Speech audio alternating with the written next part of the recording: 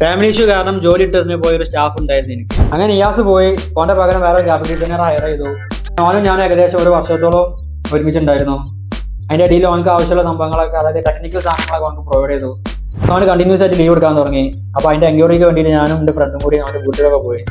വീട്ടിൽ പോയി അന്വേഷിച്ചപ്പോൾ മനസ്സിലായത് അവൻ വീട്ടിൽ നിന്ന് എന്തൊക്കെയാ ചെറിയ ഇഷ്യൂസും കാര്യങ്ങളൊക്കെ ഉണ്ടായിട്ട്, പേഴ്സണൽ ഇഷ്യൂസും കാര്യങ്ങളൊക്കെ ഉണ്ടായിട്ട് വീട്ടിൽ നിന്ന് അവന് തൽക്കാലത്തിന് മാറി നിന്നിട്ടുണ്ടെന്നൊക്കെ. അപ്പോൾ അതെന്തായാലും നമ്മളെ ബാധിച്ചു. കാരണം ഓന് കമ്മിറ്റ് ചെയ്ത് കുറച്ച് വർക്കുകളുണ്ടായിരുന്നു, അതവിടെ പെൻഡിങ് കിടക്കണം. അപ്പോൾ കസ്റ്റമർ എടുത്തുന്നുള്ള പ്രഷർ എനിക്ക് നല്ലോണം വരുന്നുണ്ടായിരുന്നു. അപ്പോൾ ഇതിനൊക്കെ ഹാൻഡിൽ ചെയ്യുമ്പോൾ എനിക്ക് എങ്ങനെയാലും ഞാൻ അവസാനം തീരുമാനം എടുത്തു കഴിഞ്ഞാൽ അവനെ ടെർമിനേറ്റ് ചെയ്യാന്നുള്ളത്. അങ്ങനെ ടെർമിനേഷൻ മെയിലും കാര്യങ്ങളൊക്കെ അയച്ചു. അവൻ്റെ കയ്യിലാണെങ്കിൽ ഓഫീസിന്റെ കീയും കാര്യങ്ങളൊക്കെ ഉണ്ടായിരുന്നു, അതൊക്കെ ഇവിടെ റിട്ടേൺ ഏൽപ്പിക്കാനും കാര്യങ്ങളൊക്കെ പറഞ്ഞു. അത് ഞാൻ ഇവിടെ ഇല്ലാത്ത ദിവസം അവന് രാവിലെ വന്നുകാണ്ട് എന്ത് ചെയ്തു, ആ കീയും കാര്യങ്ങളൊക്കെ ഇവിടെ വെച്ച് പോയി. അങ്ങനെ ഓനായതുകൊണ്ട് ടെർമിനേറ്റ് ആയി. അങ്ങനെ ഓനായിട്ടുള്ള ഇടപാടും കാര്യങ്ങളൊക്കെ ക്ലോസ് ആക്കി. ഇടപാടെന്ന് പറയുമ്പോൾ അവൻ്റെ സാലറി പെൻഡിങ് കാര്യങ്ങളൊക്കെ എന്ത് ചെയ്തു, എല്ലാം ക്ലിയർ ആക്കി. അങ്ങനെ അതിന്റെ ശേഷം വലിയൊരു ചാലഞ്ച് ഫേസ് ചെയ്തു. വേറെ ഒന്നുമല്ല, ഇവൻ പെൻഡിങ്ങിൽ വെച്ച ഡിസൈനും കാര്യങ്ങളൊക്കെ തീർക്കണം. ഞാനാണെങ്കിലും പഠിച്ച് ലെവലായി വരുന്ന സമയമാണ്. ഞാൻ ഗ്രാഫിക് ഡിസൈനർ അല്ലാന്ന് പറഞ്ഞിട്ടുണ്ടായിരുന്നു. പക്ഷെ ഞാനിവിടെ ഇരുന്ന് പഠിച്ചു. ഏതായാലും ആ ഒരു പഠിച്ച അറിവുകൊണ്ട് എന്ത് ചെയ്തു, ഞാൻ അത് കണ്ടിന്യൂ ചെയ്തു, ഫിനിഷ് ചെയ്തു, അങ്ങനെ ഡെലിവർ ആക്കി കൊടുത്തു.